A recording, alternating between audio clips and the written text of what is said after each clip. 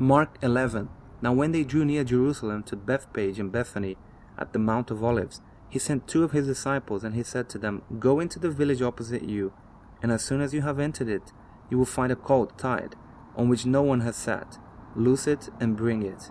And if anyone says to you, Why are you doing this? Say, The Lord has need of it, and immediately he will send it here. So they went their way and found the colt tied by the door outside on the street, and they loosed it. But some of those who stood there said to them, What are you doing, loosing the colt? And they spoke to them just as Jesus had commanded. So they let them go. Then they brought the colt to Jesus and threw their clothes on it, and he sat on it. And many spread their clothes on the road, and others cut down leafy branches from the trees and spread them on the road. Then those who went before and those who followed cried out, saying, Hosanna! Blessed is he who comes in the name of the Lord. Blessed is the King of our father David, that comes in the name of the Lord. Hosanna in the highest. And Jesus went into Jerusalem and into the temple. So when he had looked around at all things, as the hour was already late, he went out to Bethany with the 12. Now the next day, when they had come out from Bethany, he was hungry, and seeing from afar a fig tree having leaves, he went to see if perhaps he would find something on it. When he came to it, he found nothing but leaves, for it was not the season for figs.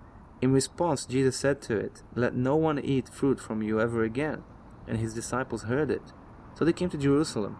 Then Jesus went into the temple and began to drive out those who bought and sold in the temple, and overturned the tables of the money changers and the seats of those who sold doves. And he would not allow anyone to carry wares through the temple. Then he taught, saying to them, Is it not written, My house shall be called a house of prayer for all nations? But you have made it a den of thieves.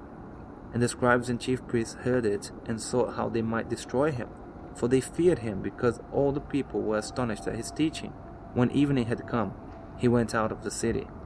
Now in the morning, as they passed by, they saw the fig tree dried up from the roots. And Peter, remembering, said to him, Rabbi, look, the fig tree which you cursed has withered away. So Jesus answered and said to them, Have faith in God. For assuredly, I say to you, whoever says to this mountain, Be removed and be cast into the sea, and does not doubt in his heart, but believes that those things he says will be done, he will have whatever he says.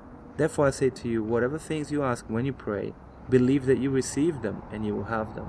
And whenever you stand praying, if you have anything against anyone, forgive him, that your Father in heaven may also forgive you your trespasses.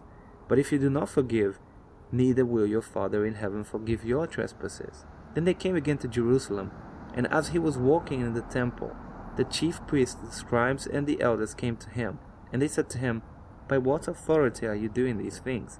And who gave you this authority to do these things?